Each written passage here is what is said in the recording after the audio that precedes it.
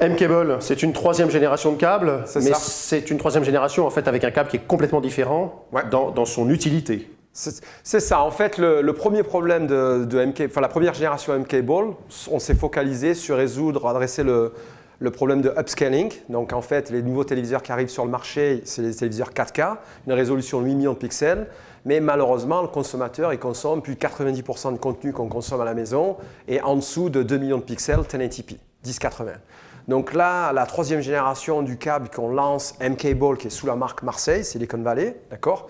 En fait, l'objectif, c'est que c'est plus que de l'upscaling. L'upscaling, Marseille est très connu mondialement pour être unique, très fort.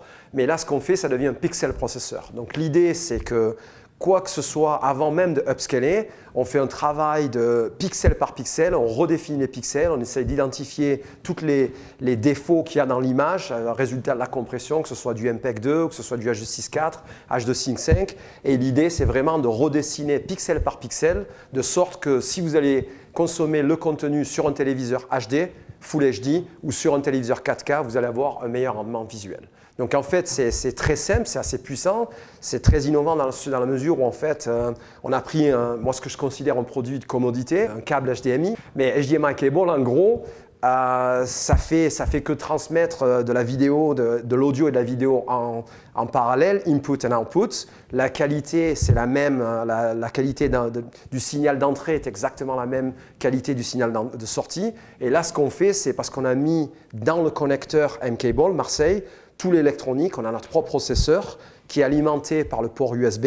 Et là, ce qu'on fait, c'est en temps réel, tous les pixels de l'image sont analysés de sorte qu'on va recréer le signal.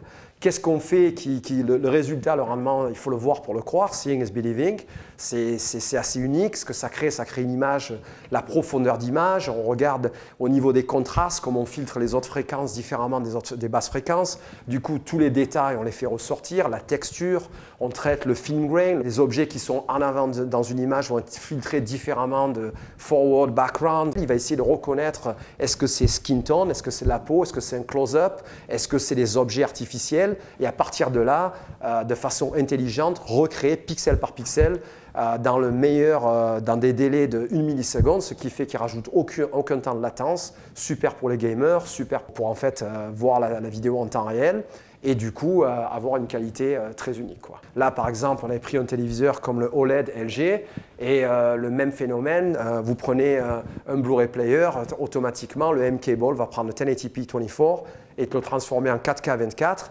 Bon, c'est bien, il fait le upscaling, mais plus fondamentalement, c'est pixel par pixel. Essayer d'identifier une fois de plus tous les détails qui ne sont pas là au résultat de la compression.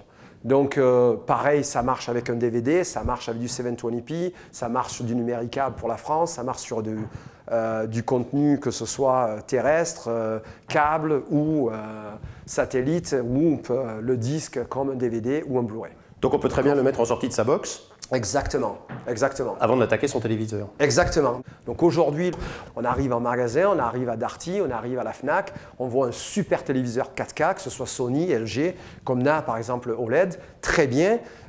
Évidemment, on voit du contenu qui est malheureusement pas le contenu qu'on consomme à la maison pour la majorité des consommateurs. La qualité, elle est fantastique, mais malheureusement, dès que vous mettez soit un DVD, soit du 720p, 720p ou même du 1080, ben là, en effet, la qualité, on n'est pas capable d'avoir ce qu'on aurait si on consommait du contenu natif 4K. Donc nous, là vraiment, où on se focalise, c'est vraiment plus de 90% de contenu. Qu'est-ce qu'on fait pour que le consommateur il ait un téléviseur, que ce soit plasma HD ou un téléviseur 4K, et toutes ces librairies de contenu, il va pouvoir en profiter au maximum en améliorant le signal, juste en remplaçant un des câbles HDMI. Donc une des questions qui nous revient souvent, c'est le consommateur à la maison, on a tous plusieurs sources. Donc qu'on ait un Apple TV, qu'on ait notre Freebox ou la BB Box, qu'on ait un Blu-ray player, qu'on ait un Blu-ray 4K. Donc finalement, toutes les sources HD vont pouvoir bénéficier, ou DVD vont pouvoir bénéficier du M-Cable. Et sur la source qui va être native 4K, pour l'instant, ça ne sert à rien que le M-Cable n'aura aucune valeur ajoutée. Donc là au départ, pour l'instant, il est disponible aux États-Unis. On l'a lancé après CES depuis janvier. 5 foot, il est 129 $. Aux États-Unis. 9 foot, c'est la différence. 1,50 m, 3 mètres, 149 $. Et là, on est sur le point de le lancer. Q3, début de Q3, en septembre, il devait être en magasin en France. 1,50 m, il sera 129 €.